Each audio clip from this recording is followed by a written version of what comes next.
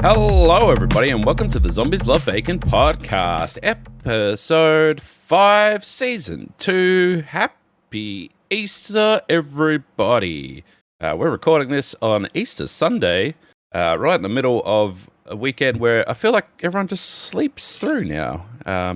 Yeah, exactly. I think that's the right. I mean, we've just been eating chocolate and being potatoes, really.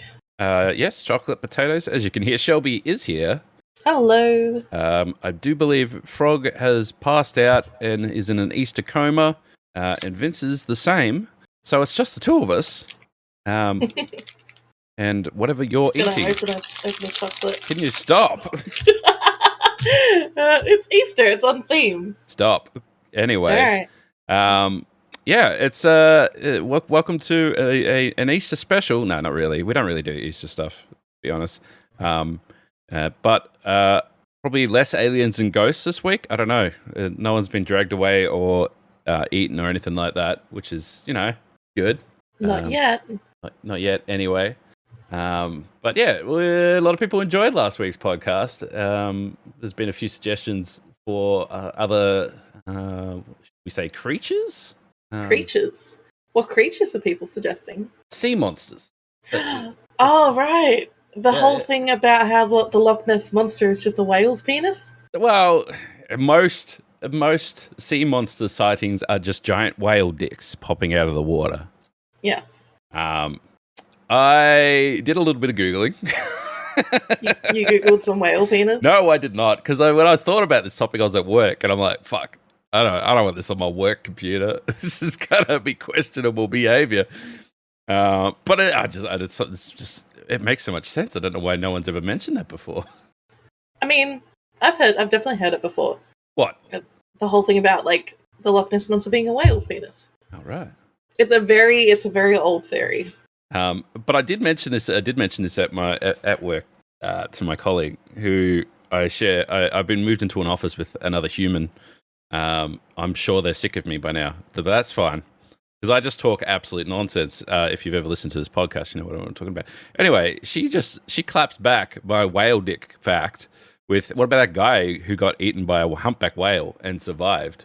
I'm like, what? What? When did this happen? It's a thing. Yes. But humpbacks only eat like krill. Yeah, things. I put it in the podcast topics chat in the one. If you hear little footsteps, the cat is going insane right now. But that's how the cat's celebrating Easter. He's celebrating Easter by getting the sprint down pat. Anyway, it was like he said, like he did a whole 60 Minutes interview and everything like that. He's got some quotes in here. Like I was moving through the water and I was like, what? Where am I? What happened? Did I get eaten by a shark? No, I don't feel any cuts. I don't know. And then instantly I knew I was in a whale. Instantly, he knew. He was just swimming along, and the whale just went. It just says, "I was on my third dive, swimming down just like I've done for 30 years. I almost got to the bottom, and I just got hit by a freight train out of nowhere, and just got boom, and then everything went dark. It took me 5 seconds to realize I was in that whale's mouth, and I went, holy shit! Yeah, that's a fair response. I tried, then I guess I was like, there's no way I'm going to get out of here unless he lets me out." Unless he lets you out. The 57-year-old fisherman, husband and dad to two teenage boys, has led a pretty unique and rather dangerous life. Mm-hmm. Well, he's probably the only person alive who's ever been swallowed by a humpback whale at this point. Apparently he's been to a lot of shit. Like, this man just seems to get into shenanigans constantly. Really unlucky. Well, I don't know if it's lucky. He's an adventure sinker, really. I mean... I don't know if you've ever been diving before, but it's I want to say it's both amazing and terrifying at the same time. Like truly, I find the idea of learning how to do it terrifying, but I think I've also read way too many of those stories where people are doing like the underwater cave diving and like they get stuck in caves and they just fucking die. So I think I've just ruined it for myself.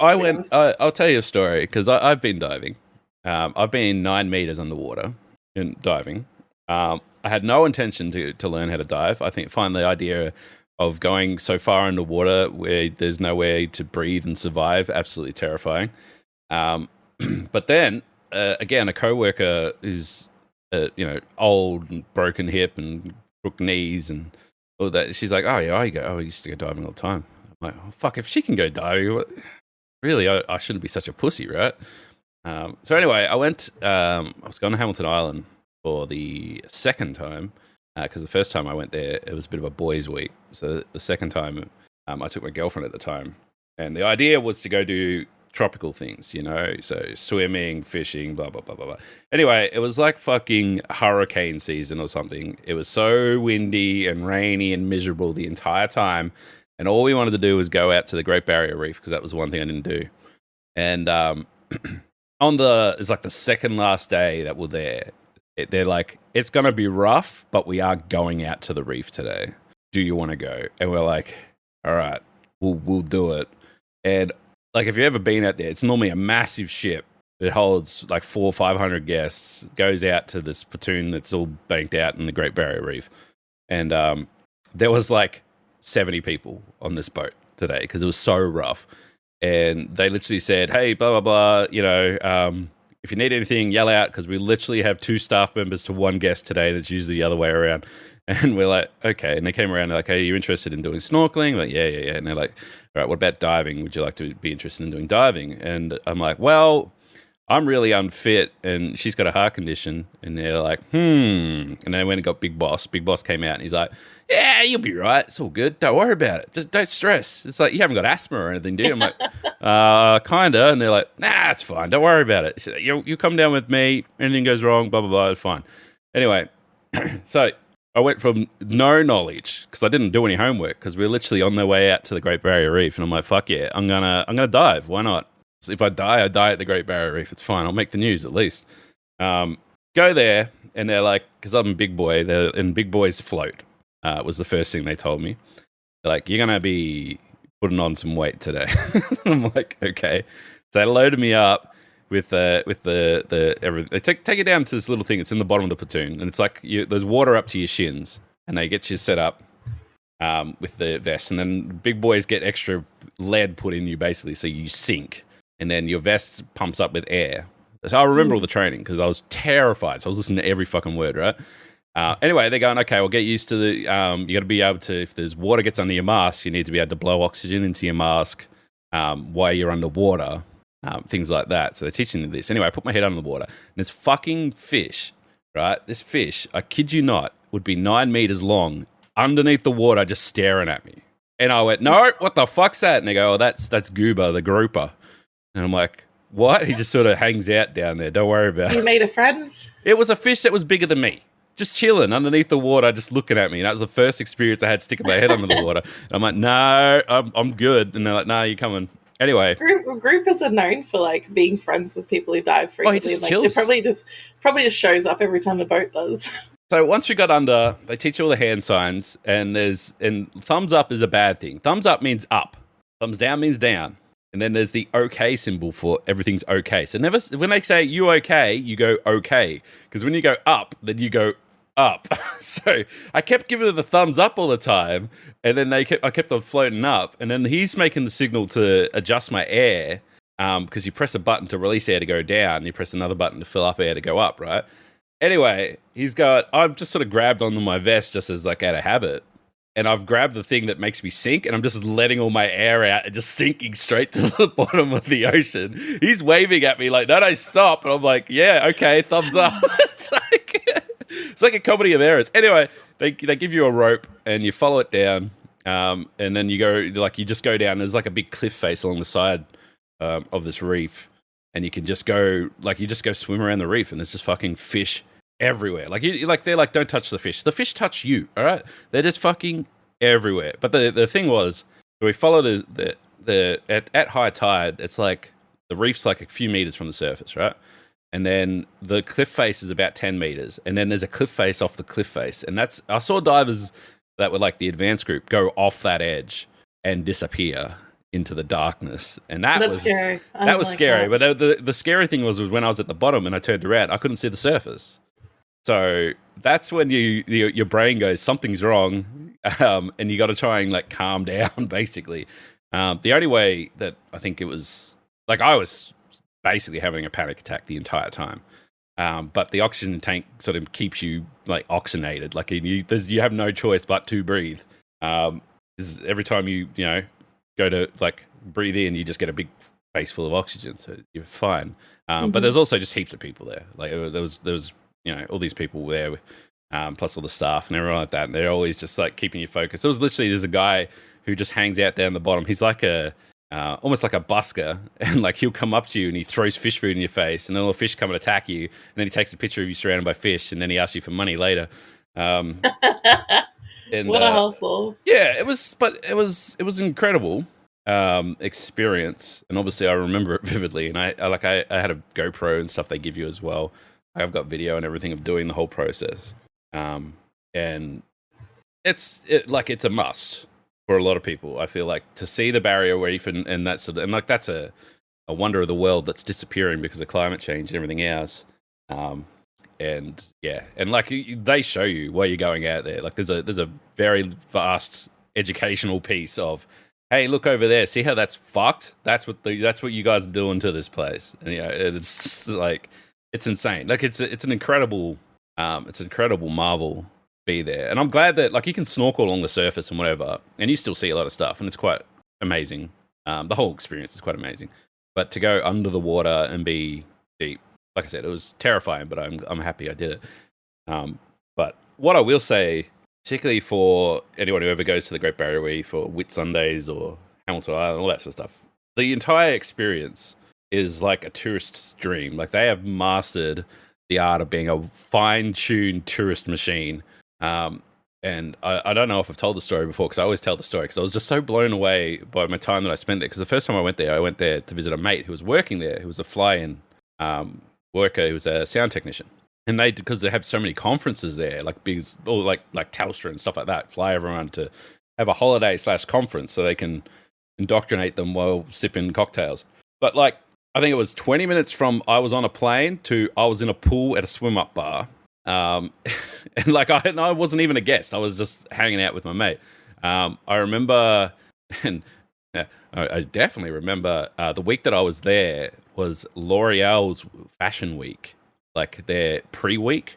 So they have a 6-star resort on the island, and all of the L'Oreal models were there.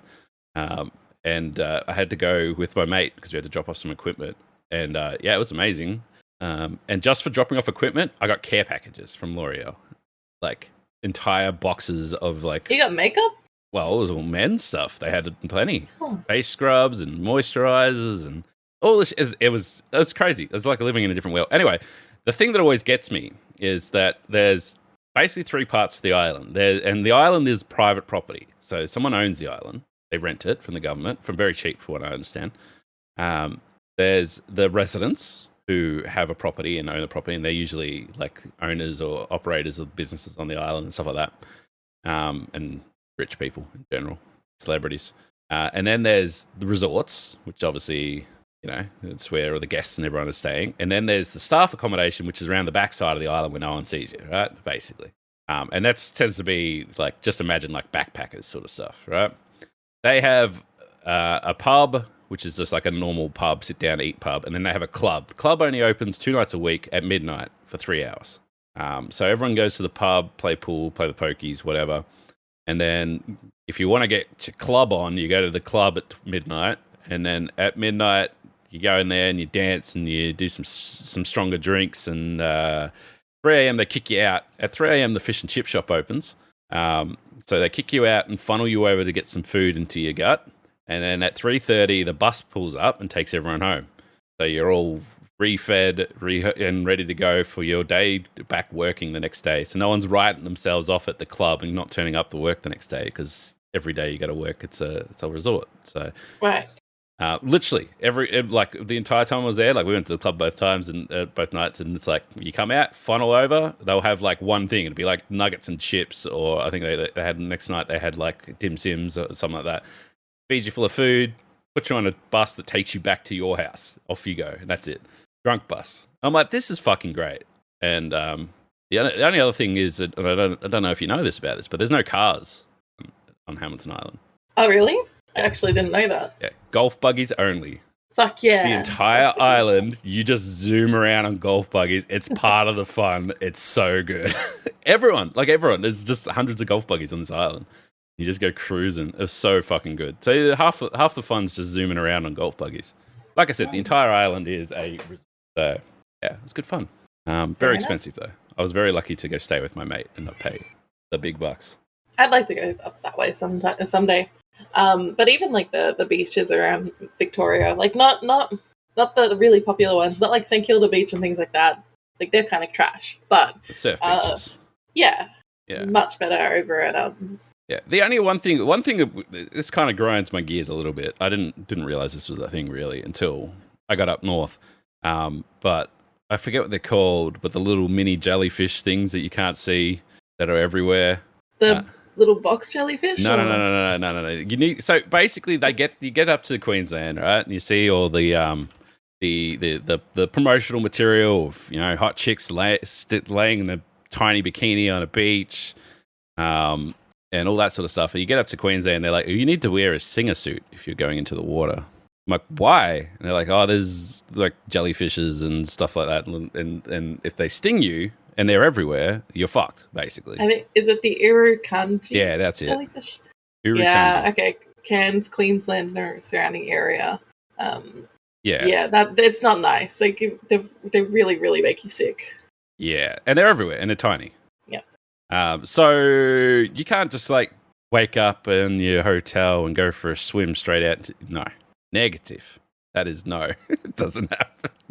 So don't believe everything you see on the poster. And yes, some people just jump in the water and don't give a shit, but you shouldn't. I wouldn't. It induces excruciating muscle cramps, severe pain in the back and kidneys, burning sensation of the skin and face, headaches, nausea, restlessness, sweating, vomiting, and an increased heart rate and blood pressure. And there's a psychological phenomenon such as the feeling of impending doom. That's it. Yep. Sounds good. Sounds like a fun toy, right? Yeah. Sick.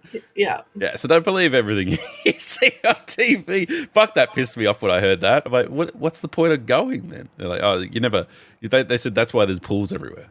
It's always... There's all these big pools along the... and like, even on Hamilton Island, I think there's like 4 pools or something like that. There's one with a pool bar in the middle of it, and that's the only one I ever went to. So I don't know. In 2015, North Queensland researchers discovered evidence that the Irukandji jellyfish actively hunt prey, which is actually not normal for a jellyfish for them to seek out and hunt prey. Sea monsters. So it's an asshole by design. It is the real sea monster. It is the real whale's penis. Yeah. Yeah, pretty much. So I have friends around in Victoria who they go and hunt for abalone. They do snorkeling for abalone. That's something I'd really like to do sometime. As much as I wouldn't want to eat it because I don't really like seafood. But it seems like a fun thing to just snorkel and actually collect and gather something. But I know abalone is super protected, but yeah. I mean, correct me if I'm wrong, but you've never been fishing. Never been fishing. So...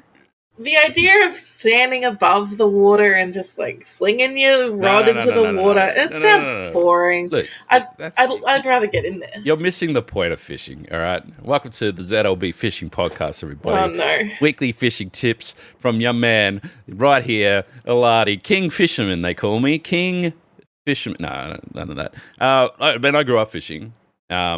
There's definitely, I put fishing into 3 different categories. Well, probably 4, but the number 1, fishing. You chuck your rod in, and that is all you care about, the fishing part. Everything else is eating, drinking piss, listening to the music, hanging out with your mates, and if a fish turns up on your line, you pull them up out of the water. That is fishing number 1, all right? That is basically how I grew up. Go and do that. But I mean, I grew up in a town where there's rivers and channels and lakes and me and my friends used to ride push bikes and go fishing and stuff like that, and channels and so, and just that was how we grew up. Then there's sea fishing, which a little bit different to being freshwater fishing and stuff like that. Is you can be on a pier and you can look down, and yes, you're above water, but still there's this whole range of different fishes and animals that you can catch.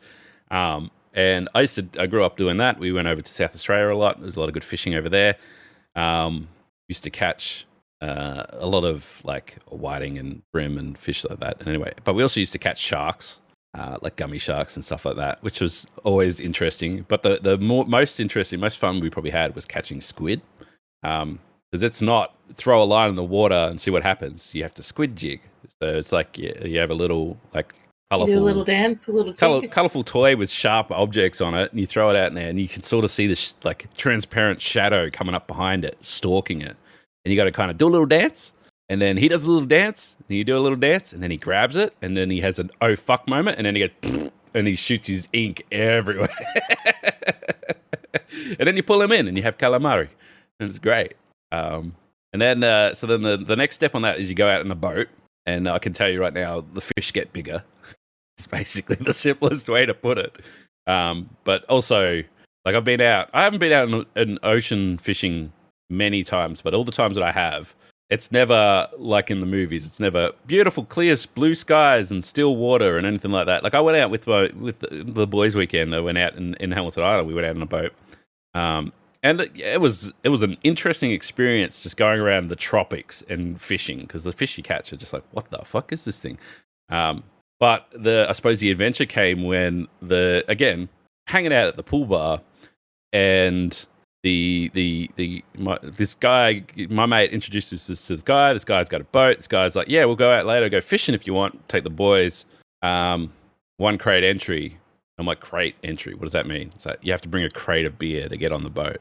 So if you can imagine, after 6 hours with 12 blokes on a tiny boat with 12 slabs of beer, we were hammered. So did you actually catch many fish? The last fish we caught was the biggest Spanish mackerel that it took like 8 of us to pull it in, because the rod was definitely not made for that kind of fish. And it was bigger than me. It was about 2 meters long, and it took us about 45 minutes of drunk idiots trying to pull this fucking fish on the boat. And I can tell you, like, we got like it was like the apes in 2001: Space Odyssey. We're like, woo, woo, woo, woo, woo, trying to grab the rod, and the rod's bending, and everyone's like you've discovered fire. Yeah, literally. And anyway, we pulled it in. We're all hammered. We're celebrating. There's a couple blokes there who were from France, who were actually chefs on the island. They're like, we cook it up, and then the boss man's like, come back to my house, and we had this massive party and ate this fish, and it was very tribal and very, very great. But yeah, the fish was huge. But ocean fishing, it's always like that. Like everything you catch is just so much better than whatever you catch in a creek or a river or whatever. Mm-hmm. Which is fine. Then the last one, which is probably where your abalone sort of falls into it, is like more of a hunting gathering style. Yeah, that sounds cool as. So I used to go crabbing. Again, over in South Australia. So you go out where there's big sand flats, like I'm talking, it's all just underwater, but for kilometers. So like it takes 5 kilometers to walk out to where the water's up to your knees, right? And then we'd go around, and you have to wear like protection, because you can stand on like razorfish and other nasty things. So you wear like shoes and stuff to protect your legs. And then you walk out with a polystyrene box or something floating behind you and a rake. And you go and you look for a mound on the ground, and then you put your rake over it. And then when the crab realizes that he's in danger, he cracks the shit and he puts his claws up, grabs onto the rake, you flip him over and pop him in the back. And he used to go walking around and just collecting crabs, basically, and then cook them up. You get hundreds of them. It was it used to be an Easter thing. Oh, because the way that we're getting into the big nerd stuff now. And this is why fishing's not just stand there and wait for things, all right? But the moon is like the biggest.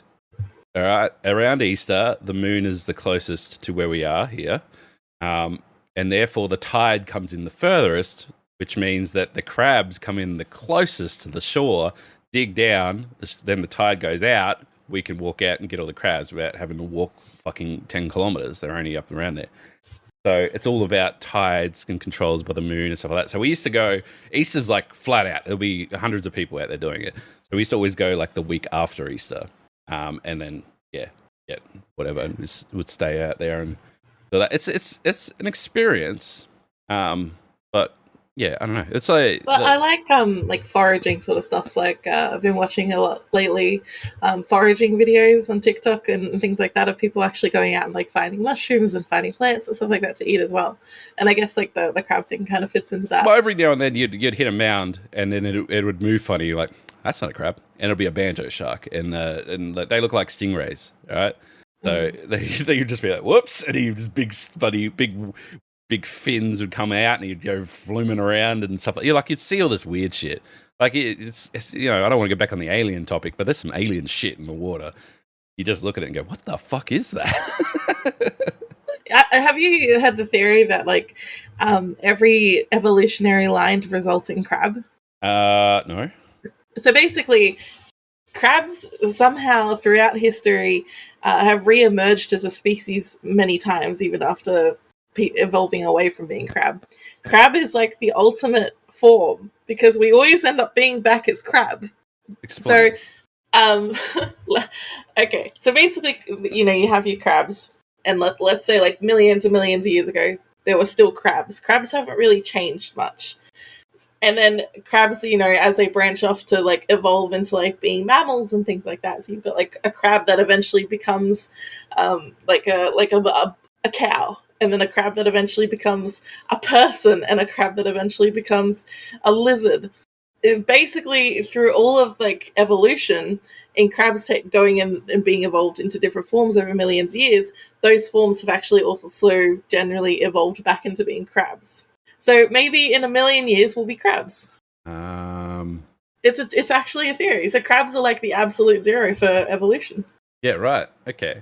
So everyone's crab. You're a crab. Runs crab rave? Yeah. Well, I would like, if I was a crab, I'd like to be a coconut crab because they're big and scary. I don't know how we got into the topic of crab. I am so lost. Well, you said crabs are aliens. But yeah, and you said crabs are everyone. Everyone is crab. How'd that happen? I don't know. I just think crabs are neat. You think crabs are neat? What about yabbies? I love yabbies. I think yabbies are neat. I think most. What about shrimp? I think shrimp are neat. I like most like shellfish, like in terms of them being an animal. How shellfish of you? Wow. They're like. Have you seen Japanese spider crabs? Yes. They've got like the long, like chopstick like. I hate to break it to you, but if you want to like get me back to my my caveman man state, you just put a fishing show on in front of me. That'll be it. Well, I know. I'll get you a beer and a fishing show. I don't know what would do that for me, but I mean, for you, we'll just do that for you. For you, yeah. I want to say not necessarily like a decorating show, but maybe like something that's like not an antique roadshow, but something that's like restoring things and like exploring things and stuff. You're 100% right. I watch restoration, like house restoration videos and stuff like that all the time. I know. That's that and like urban exploration videos. Yeah. I like all that I like all that engineering and stuff as well. But yeah, it's not so much the engineering. I like when people like break into abandoned hospitals and abandoned psych wards and stuff like that and go like creepy exploring. Creepy exploring, like what do they call them? There's a Melbourne. I don't want to call them out by name, but let's just say there's a Melbourne association of cave people who live in like the abandoned tunnels that are underneath Melbourne. I didn't know that. Yeah, I know that's a thing in Vegas. There's like the abandoned. No, it's a thing here. It's a thing here. If you go down far enough down a YouTube channel, you'll find it. I actually met a guy who went with them once.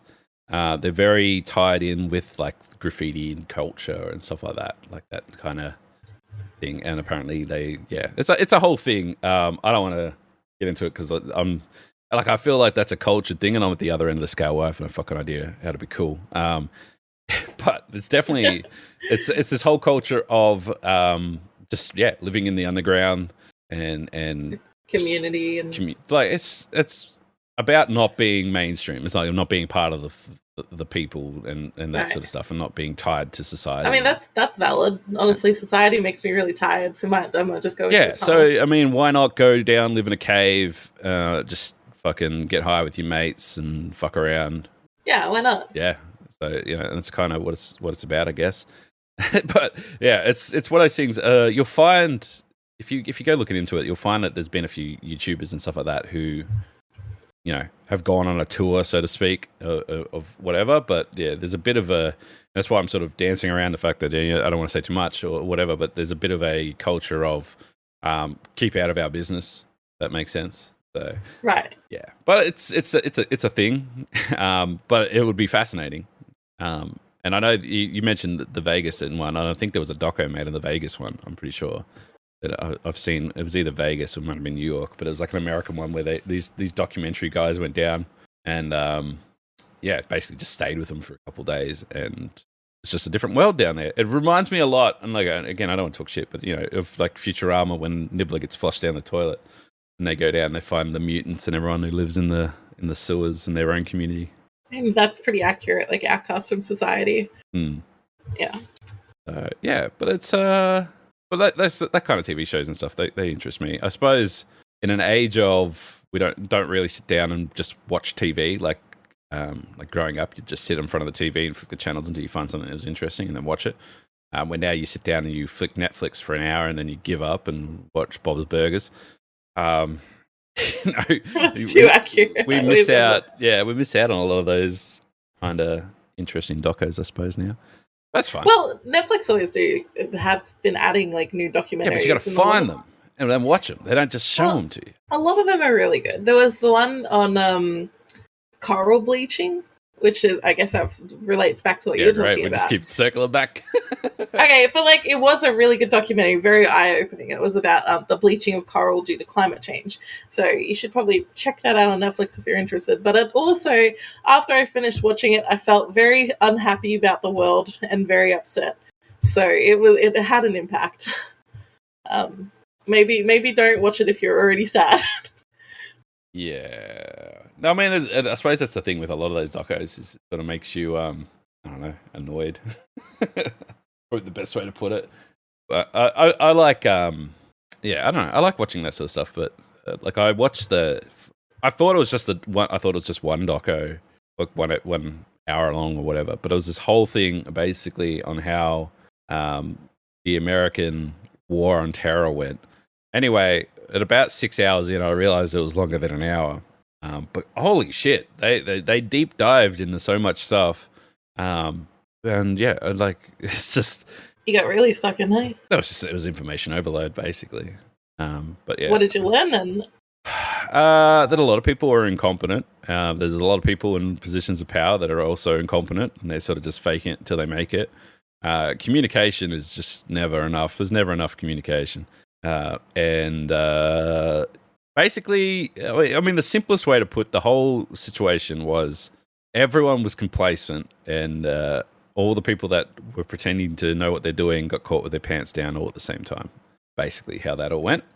But then they then they didn't pull their pants up. They just ran around tripping over their pants for years. It's basically, they go right down to like they're watching like documentaries and stuff like that. They're watching. Reviewing like the equipment that they're sent over to Iraq with and Afghanistan with, and then the training, and then they're talking to the people there that like the news is saying that they're training these people up and they're great. Then then the next minute these guys are actually talking to those people and they're like, we don't know what we're doing. And it's like, it's crazy. But the whole thing boiled down, like the whole point of the doco was trying to get along was we tried to enforce Western culture on a non-Western country. What do you think was going to happen? Basically, doesn't work. Yeah, that's basically the whole point of the doco. So I saved you 6 hours. I didn't even watch it all. I got up to when we were pulling troops out of Iraq. I watched a documentary. Well, I watched a few episodes of it. It was like a docuseries, and it was made just before the pandemic started, and it was about the potential for a pandemic to start. And they had just recorded it like to a point where they had to mention that a pandemic kicked off a few weeks after they finished filming the documentary. Yeah. And that was like the timing of that, man. Like you think about like the people that they interviewed for the documentary, like the people who are like working for like the CDC and stuff like that. You're like, oh shit. Have you watched? And this is probably my favorite. It's my favorite doco because it's about nothing really, but it's also amazing. Have you watched King of Kong? No. What's that? King of Kong. It follows the world record holder of Donkey Kong, the original Donkey Kong game, and it follows this guy who I forget. I think he like gets fired from his job or something like that, and he gets a cabinet and he's in his garage and he's playing Donkey Kong and he loves it. He reckons that he can beat the record, right? Which is and the whole story is him following him beating his record. I don't want to spoil the whole thing. Well, I'll do lighthearted. You should definitely watch it because it's not what you expect. Because there's fucking you follow this guy. He's a dad, classic dad. He's playing Donkey Kong, game he loves. He's getting really good at it, and he's like, "Fuck yeah, I'm gonna beat the record." In enters what looks like the stereotype supervillain, but he's the current record holder of the whole thing. And like when they find out that he's like gonna beat the record, they send goons around to his house to like try and pull apart his cabinet and stuff. What? And then when he does beat the record holder comes out. He's like, "I've been holding onto this VHS tape of me actually beating your record already." And then they go back and forth. It's insane. Holy crap. But not only because the reason why I'm thinking about it is because they go back and forth, and then in the process of like making the movie and everything by the time the movie was finished editing, they've gone back and forth again. So at the end, they're like, "Oh, by the time he actually beat the record again." But then now, if you look it up, the other guys beat the record again. Like they've gone back and forth, and it's just all this drama and all the shit that goes around. It's a fucking video game. It's not even it's an old video game.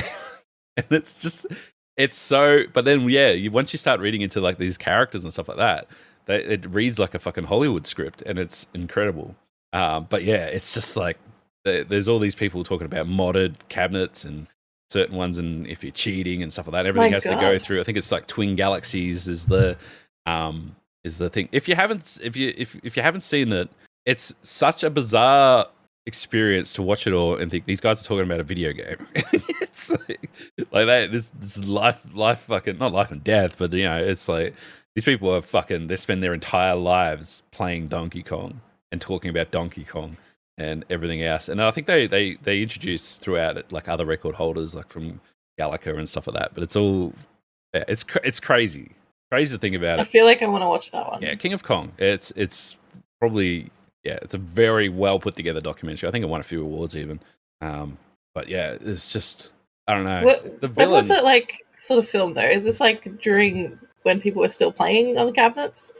No. I think it came out in 2000 or something like that. The actual doco. But King Kong came out and when? So King of Kong is a Festival of Quarters is a 2007 American documentary filmed about the competitive arcade gaming scene. 1981 game Donkey Kong. So these people have been playing the game for 30 years. But yeah, it's. I guess if they're that passionate, like it's important to them. I mean, you've seen also like the Tetris World Tournaments, like they similarly get nuts. King of Kong has a 97 on Rotten Tomatoes. Well, holy shit. You gotta watch it. There you go, guys. There's a recommendation. You could either watch a terrifying coral bleaching climate change documentary or a documentary about Donkey Kong. Yeah, so. I think the characters, I suppose, make it for me and the King of Court. It's like the dad figure that you follow. Like you just resonate with him straight away because you're like, yeah, man, this is a guy who's just passionate about it. And the other guy's literally just like a super villain. It's like, what is going on? What is this scene? Anyway, King of Kong, a very, very, very good documentary. If you ever had to make a documentary, what would it be about? Me make a documentary? Yeah. I've thought about making like similar sort of documentary stuff. I don't know. It's because there's documentaries that are just find facts and present facts and that sort of stuff.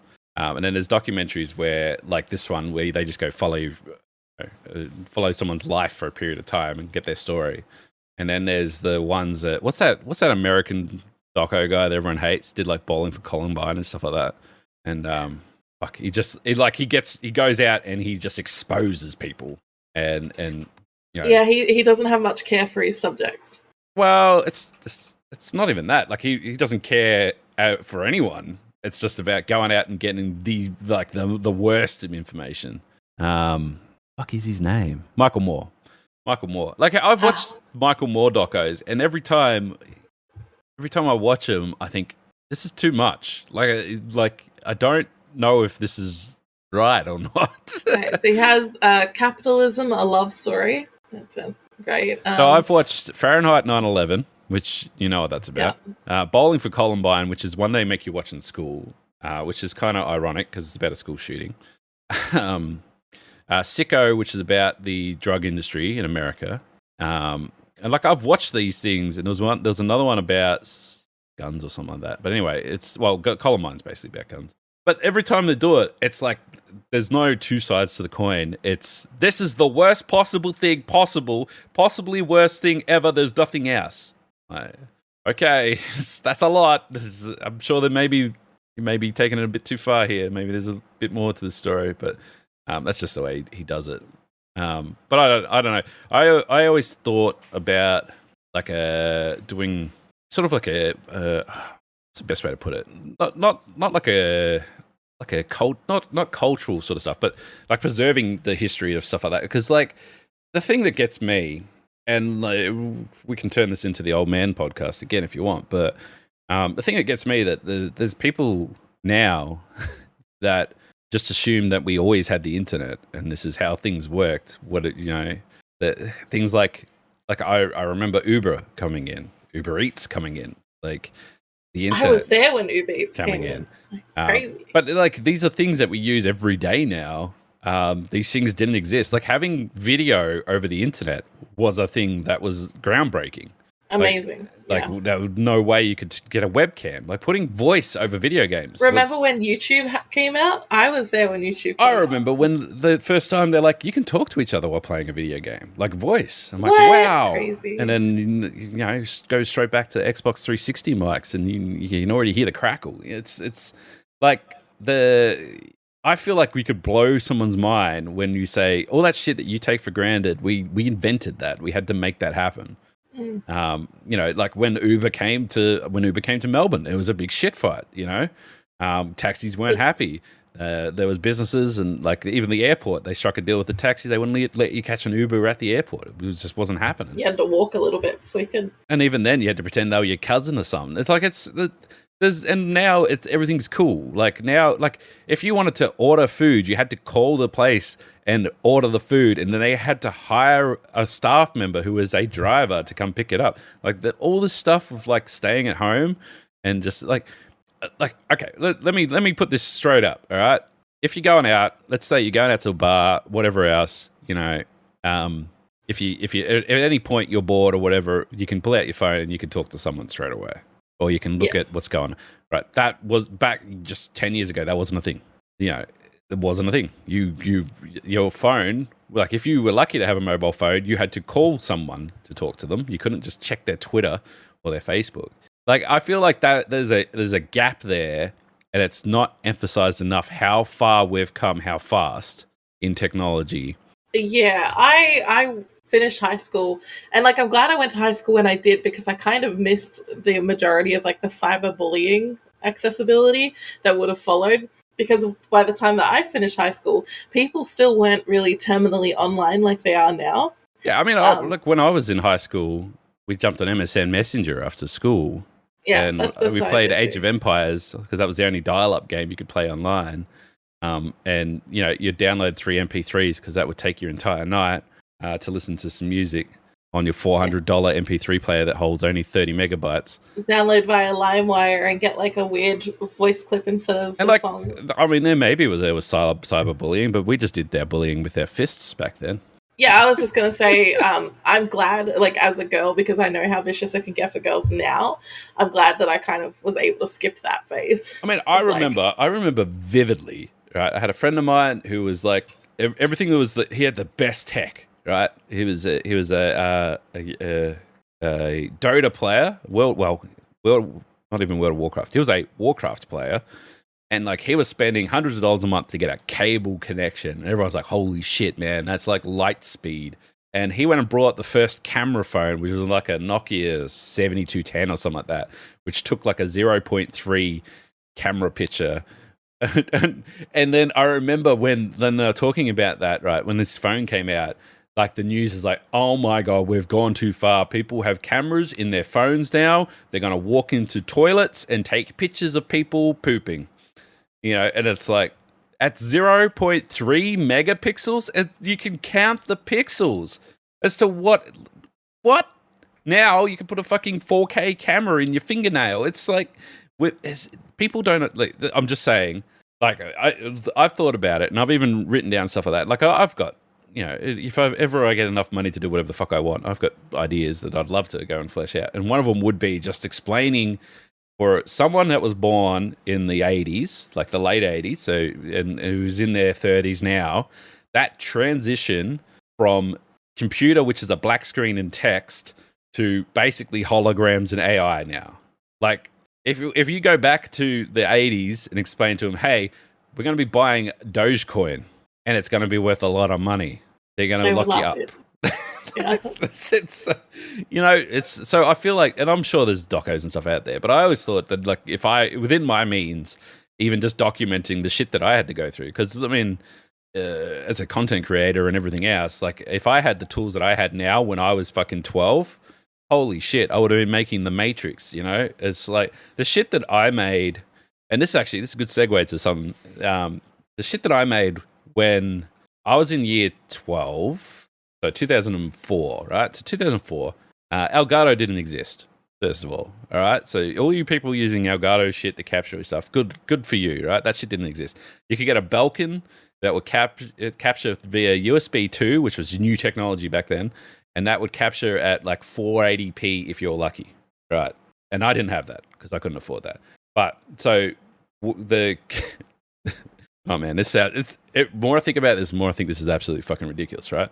So my school had a media class, but they couldn't afford more than one computer. So we had one computer for editing for the entire class.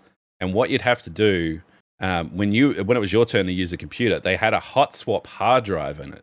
So they brought 30 hard drives for 30 kids, and then we'd just plug our hard drive into the one computer to edit when it was your turn to edit. And you can imagine all the technical difficulties that come with that. On top of it, like just shit, people turning it off without unplugging it, or unplugging it without turning it off, and all that sort of stuff. It was caused all this shit. So anyway, I was working in a hardware store at the time, because I've been working in a hardware store my entire life. And I'm like, I'm going to save up so much money. I'm going to get a camera and a fucking computer that can edit, right? So I was working 2 jobs, picking and packing grapes in the middle of the night. So like from midnight to 4 a.m. Then I'd go to school, and then I'd go to work after school. And I did that until I could afford a computer. It was a computer package that was a Pentium 4, 1.8 gigahertz computer. I remember this because I looked at it every night when I was going insane. And this computer came with, and I brought a monitor from fucking a garage sale, which was a 32-inch CRT monitor. It ran Windows 98, which is the new hotness, and it had USB 2 ports, so that was pretty sick, and a CD burner, which was unheard of. And I'm like, I'm going to make my own fucking movie. And so anyway, I went, and it cost me $2,500 for this computer.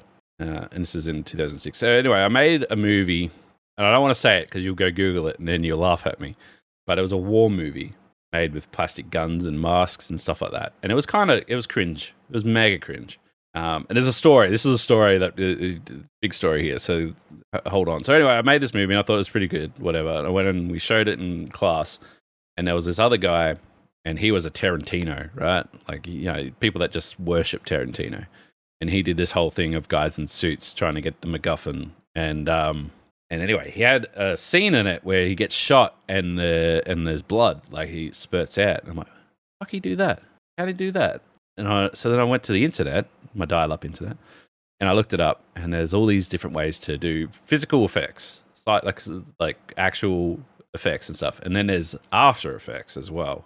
So I first thing I did is I put my pirate patch on, and I got myself a copy of ancient After Effects, and started going through tutorials and doing muzzle flashes and stuff like that, make my guns look more realistic. Keep in mind, I'm just still in high school, right? And all this shit is just unheard of. And I watched it was a small documentary on the behind-the-scenes making of Once Upon a Time in Mexico by Robert Rodriguez, where he showed that you can make any movie for a very small budget, which is what he was sort of known for. He hit the big time making movies like El Mariachi and Desperado for only a few $1,000 budget that all became cult classics and made a lot of money. Anyway, in this documentary, he talks about how they couldn't get any guns over into Mexico And this is an action film where they shoot everything. And they also weren't allowed to shoot anything. So they still did it. They just ran around with fake guns going pew, pew, pew, pew, pew, pew at each other, and everything was done in After Effects. So all the muzzle flashes, the bullets, everything was done. So that was fine. I'm like, cool, I'm going to do that. So I taught myself how to do that. I did not do a good job, spoiler alert. Anyway, I wrote a script, very good script about a team of, it's basically Resident Evil when I think about it. It was like a team of special ops people going to a house, and then there's a bunch of zombies and stuff there and whatever else. Basically Resident Evil. So big cast. I casted 20 people because who wants to find 20 friends when you don't have any? So total strangers, actually. Some of them were like friends of friends and stuff like that. So all these complete strangers. I built an entire set in my backyard, perks of living out in the bush, and got all this lighting and rigging equipment from my work and lit everything up so I could film at night, which is another no-no when you fucking got no money and whatever. I'm talking smoke machines and stuff like that. So then it came to the blood. So you can do blood by taping tube to a person's body and then putting a small sort of hole in the end of it, and you stuff it fill the tube up with blood, and then you fill it up with foam at the end of it, and that becomes the chunks. And then you tie that up to a compressor, so like a weed sprayer. Pump that up tight so it's full compression, everything else, and then when you hit the button, pushes all the blood out of the tube and shoots the chunks out, and they get a splurt, so like a squib. So basically, we, over a space of about a week's of like 8 hours filming a night with all these different crew members and stuff like that. Well, I was the crew, all these actors, and I was doing everything. And like we had this whole scene where they basically, there's all these zombies, and when they get shot, they actually have the blood spurt out of them. So this is high school, no budget filming of. There's a whole scene where I've got like 8 zombies, and these people are like lighting them up, and there's muzzle flashes, and there's blood spraying out of them and stuff like that. It was pretty good. Not gonna lie. I mean, it looked good. Impressive. Edited it all together, put a heap of copyrighted music on it, of course, make it really fucking cringy. It was fine. We had to go off script because we ran out of time, and the actors aren't actual actors. They're just people from school that don't even know you, and you've taken them out bush and filming random shit with them. So that kind of didn't work either. But in the end, we all watched it. We all laughed. We all had a fun time and whatever else. And it was Do you have a copy we can watch? Yeah, I've got a poster and everything. There's film posters. Ooh, Everyone okay. got a signed copy, stuff like that. I actually ended up dating one of the girls that I met on the set. It was a whole thing. Anyway, fast forward, because I got an A+, obviously, because I show the class. They're just like, what the fuck? This guy's lost his mind. Because I didn't even use their equipment. I saved up all my money from my own equipment. So they're just like, this guy disappeared for 3 months, came back and brought us this. What the fuck? So I got an A+. Then there was the film festival. So then we entered it into the Thong on the Roof Film Festival, which is a local film festival up there that's been running a few years in a row and everything else. And this is actually physically painful to talk about. So they said, okay, well, we need the highest quality render you can do. You can't just put it on a VHS tape. It's going to look like shit when they put it up in the theater, right? So they wanted it transposed back onto film, which we can do like via what they call mini DV, which is those little tapes, right? Did all that, blah, blah, blah. Submitted it all. And then when it came up on the theater, it was not right. The sound was broken. You couldn't hear any of the music, or the music didn't mix in. So, Oh boy. But they just thought that that's the way the movie was. So we watched It's an artistic choice. We watched the movie with no sound, really, apart from bad dialogue. And I died a little bit that day. Particularly when I still won the award for Best Thriller. Imagine if you won the award for Best Thriller without any music. I Imagine how well you know! would have done with music. My If God. I had have got the actual proper fixed fucking movie, they probably would have won the fucking thing. Anyway, I died that day. Young filmmaker me died that day because I cringed myself into my seat going, fuck, I just want this night to die. Someone end me. They've got the wrong fucking film. The music's done. And then they said, come up on stage, you won. And I had to get up and be like, yay. Thank you. What did did you win? Did you win a prize or just like an A award? trophy. And Do you still have it? Prize and money, I think, as well. Yeah, somewhere. A corrugated flip-flop for a thong on a roof. Oh, I thought it was more like a traditional trophy. It's a traditional trophy. It's got my name and shit on it. Imagining like an Oscar. Well, okay, so I don't want to talk shit, but let's. Do you want to talk some shit? I always want to talk some shit. Have you met me? So, what? I mean, that's the day that the hopeful filmmaker in me died, right? But then, so then I've gone, well, fuck this, and I want to find out more. And I end up going and talking to the people that ran that film festival. And then that brings us to the youth organization that I ended up working for, because they ran that film festival. And then I found out later that they just hand out awards to fucking whoever they want anyway. So there was no chance of me getting the best award, because that went to whoever one of the judges had worked on without telling anyone anyway. So it was all fucking rigged in the end. So wow. Yeah. So that whole thing got fucked pretty quickly. It all looks good from the outside, but once you got behind the curtains, it was just all... Were there participation awards as well? No. Like, I won an award. Like, I legitimately won an award, but there was no way I was going to win the top award. The top award went to this guy who's a hippie who filmed it was This Land and the White Murderers Who Took It, a perspective look, and it was a 45-minute documentary interviewing these Aboriginal kids, but it was literally 45 minutes of them just talking about what I think he'd written them a script by the sounds of it, because they were talking about how, and these kids would have been like 18, 19 or whatever, but they were talking about how they were oppressed and their land was taken.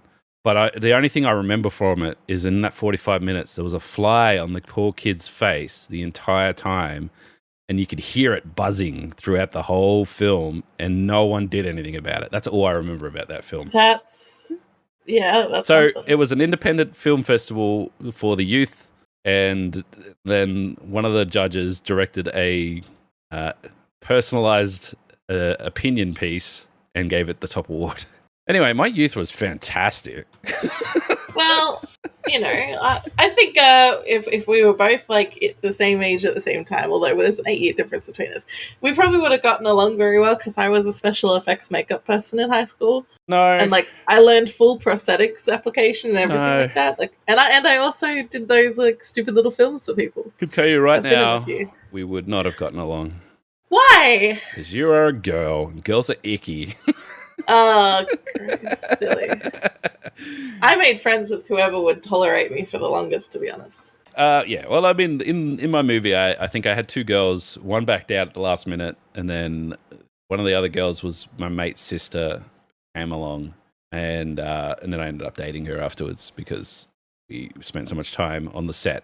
And she thought that being very passionate about things was very attractive. And I didn't see shit because I was so fucking stressed out about the movie. She loved the stress. The stress is the passion, But yeah, it's I had a lot of people that put up with a lot of shit to be a part of that movie, and it will live on in infamy. It's 12 minutes of absolute cringe-topia. If we get to 100,000 listens, we'll release the tapes. Fuck off. Yes. We'll do it. What I will say is I do have a copy of the original script still, and I have ever so toyed around with the idea of like remaking it, and just like with today's technology and seeing what that looks like. But yeah, cringe-topia. But look, everyone's going to start somewhere. My advice to anyone who ever wants to get into like filmmaking or podcasting or anything is just do it. Just start anything. Yeah, and look, and I can tell you, like, I've talked about 2 movies here. I think I made, in the space of like 3 years of once I got hands on the equipment, like a camera and a computer, I made like 8 or 9 movies that were all edited and copied and whatever. And then I went on some adventures of doing like promo stuff. I worked at filming weddings as well for a while, which is awful. The person that's not invited to the wedding, and you go around shoving cameras in people's faces. Oh, yeah. I did that when I was a wedding photographer. So it's fun. I went out and did promo stuff for Supercross riders, and that was an experience. Just imagine Jackass on dirt bikes. That's pretty much what that was. I filmed races. I did helmet cam stuff once helmet cam, like wireless helmet cam technology started off well before GoPro. All that sort of stuff. Like I was there, and now all that shit that was like people were like, wow, how the fuck are we making this shit happen? Now you can do all that on your phone. Like people identified the need for it 20 years ago, and they've fixed it all now. So, basically, what I'm saying is, if you want to do that stuff now, you have no excuse. Just fucking do it. Because my excuse was the shit didn't exist anymore, and I was just big dreams. And yeah, everyone's got a phone now with a camera on it. Everyone's got a phone now which has more computer powering than my $2,500 rig that I made that movie on 20 years ago. So. And that's don't let your dreams be dreams. Don't let your dreams be memes. Just do them. And I think that's probably a great spot to jump off for this week. Our Easter tropical island movie making magic podcast. Remember, everything is crabs. I'll tell you what. All right, I'll tell you what. Let's go. If we get 20 comments. No. We can't say that.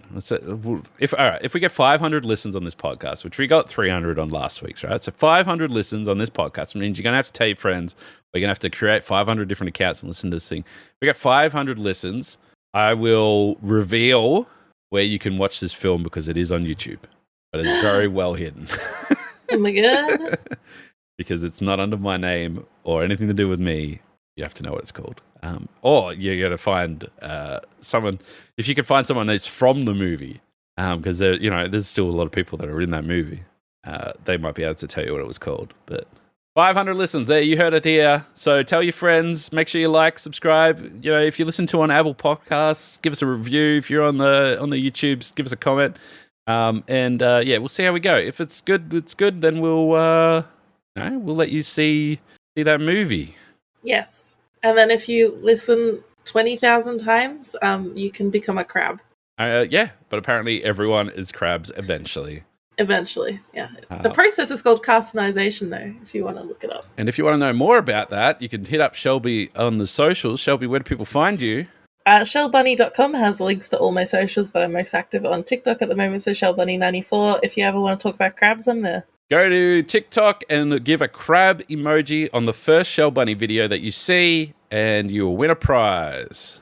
And the prize is me telling you about crabs. And you'll be a crab one day. And you can find me, ZombiesLvBacon, everywhere. I'm streaming every free moment I've got at the moment, plus some YouTube stuff happening. A few other things. Please give us a follow. And ZLBPodcast on Twitter is the best place to go to keep up to date with all the nonsense that we're talking. And we hope you're enjoying yourselves and have a great Easter. By the time you listen to this, it'll be almost over. But still, I hope you had a great one. And we'll catch us all again soon. Goodbye, everybody. Bye-bye.